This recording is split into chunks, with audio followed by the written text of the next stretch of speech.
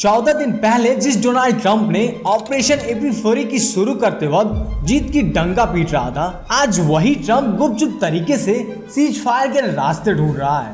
आसमान छूते तेल के दाम, समंदर में जलते अमेरिकी जहाज और अपने आर्मीज की घायल होने की खबरें। ईरान ने ट्रंप के लिए ऐसा जाल बिछाया है जिससे निकल पाना लगभग मुश्किल लग रहा है। तो क्या अब ये ट्रंप की सबसे बड़ी हिस्टोरिकल मिस्टेक में से एक गिनी जाएगी, या फिर ये सिर्फ किसी एक बड़ी तबाही की शुरुआत है? तो आओ डिकोड करते हैं सारी चीजों को।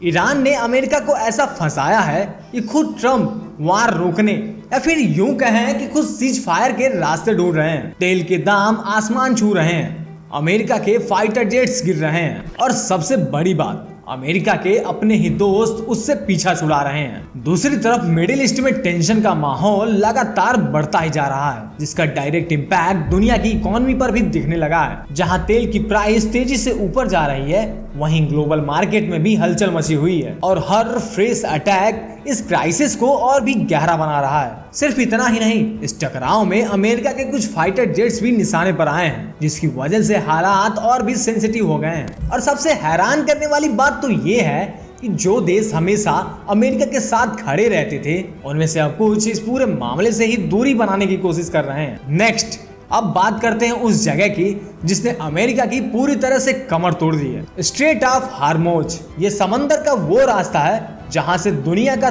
30% कच्चा तेल गुजरता है। एंड ट्रंप की प्लानिंग में सबसे बड़ी कमी यही थी कि उसने सोचा ही नहीं था कि ईरान इस रास्ते को बंद कर देगा, जबकि ईरान ने वहां 3 बड़े जहाजों को आग के हवाले कर दिया और अब वहां से तेल का आना जाना पूरी तरह से बंद है। रिजल्ट, जो तेल कल तक सस्ता था वो आज 150 से 160 डॉलर पर बैरल तक पहुंच गया है। एंड इन सब के बीच अमेरिका के नेवी ने भी अपने हाथ खड़े कर दिए हैं कि भाई हम इन तेल के जहाजों को सिक्योरिटी नहीं दे सकते। लेकिन ट्रंप है कि सोशल मीडिया पे अलग ही दावा कर रहा है कि भाई सब कुछ कंट्रोल में है, लेकिन रिपोर्ट्स तो कुछ और ही कहानी कह रही है। पिछले कुछ दिनों में अमेरिका ने अपनी कई कीमती F-15 फाइटर जेट और रडार खो दिए हैं। इतना ही नहीं, लगभग 170 अमेरिकी सैनिक भी इस हमले में घायल हुए हैं, जिन्हें चुपचाप इलाज के लिए जर्मनी भेज दिया गया है ताकि अमेरिका में पब्लिक भड़क न जाए। और जहां इस वार के बीच ईरान में सत्ता बदली और कमान आई मुस्तफा खमीनी के पास, उसके पूरे खानदान को इस हमले में निशाना बनाया गया था। इसीलिए वो समझौते के मूड में तो बिल्कुल भी नहीं लग रहा। वहीं अब सिचुएशन ऐसे हो गए हैं कि जब भी अमेरिका सीज फायर की बात करता है तो ईरान ऐसी कंडीशन सामने रख देता है जिसको मानना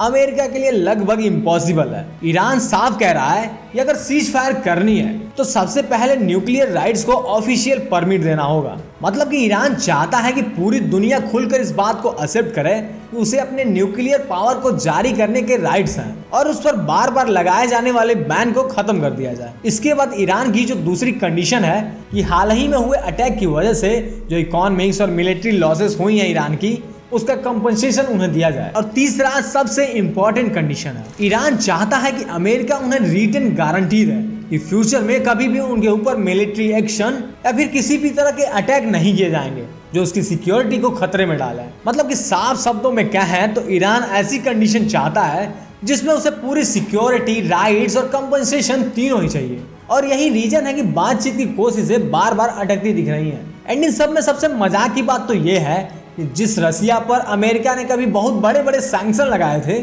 आज उसी रूसी की चांदी हुए पड़े हैं। मतलब सिचुएशन ऐसी बनी हुई है कि अमेरिका खुद कई कंट्रीज से कह रहा है कि भाई कुछ दिनों के लिए तुम रसिया से ही तेल खरीद लो, क्योंकि ईरान के थ्रू स्ट्रेट ऑफ हार्मोज को ब्लॉक करने के थ्रेट और टेंशन के बाद कई कंट्रीज में तेल की कमी महसूस होने लगी है। रिजल्ट ये हुआ है कि तेल की सप्लाई और प्राइस दोनों पर ही प्रेशर बढ़ गया है। एंड इंटरेस्टिंग बात यह है कि इस पूरे क्राइसिस के लिए कई देश अमेरिका के ही पॉलिसीज को दोषी मान रहे हैं, जिससे सिचुएशन और भी ज्यादा कॉम्प्लेक्स बनते जा रहे हैं। उधर सऊदी अरेबिया, यूएई और कतर जैसे कंट्रीज भी अमेरिका से नाराज होते हुए दिख रहे हैं। अब हो भी क्यों ना, मिडिल ईस्ट में बढ़ते हुए टेंशन की वजह से उनका अरबों डॉलर का नुकसान हो रहा है। एंड अमेरिका जिस सिक्योरिटी का भरोसा देता था उसमें भी अब वो पीछे हटता दिखाई दे रहा है। यही रीजन है कि अब इन कंट्रीज में अमेरिका से अपना इन्वेस्टमेंट और पैसा धीरे धीरे बाहर निकलने की डिस्कशन शुरू हो गई है। और अगर ऐसा होता है तो इसका सीधा इम्पैक्ट अमेरिका की इकोनॉमी पे पड़ने वाला है। तब हालात और भी मुश्किल हो जाएंगे। लेकिन मेरे पॉइंट ऑफ व्यू से सबसे डरावनी चीज कुछ और ही है। लेट मी टेल यू क्या। दरअसल जब भी कोई पॉलिटिशियन बुरी सिचुएशन में घिर जाता है और उसकी पॉपुलैरिटी तेजी से गिरने लगती है तो कई बार वो हालात को बदलने के लिए कई रिस्की स्टेप्स उठा लेते हैं। इसी वजह से कई एक्सपर्ट्स को डर है कि कहीं ट्रम्प फ्लैग ऑपरेशन न उठा दें, फॉल्स फ्लैग ऑपरेशन जैसा कदम न उठा दें।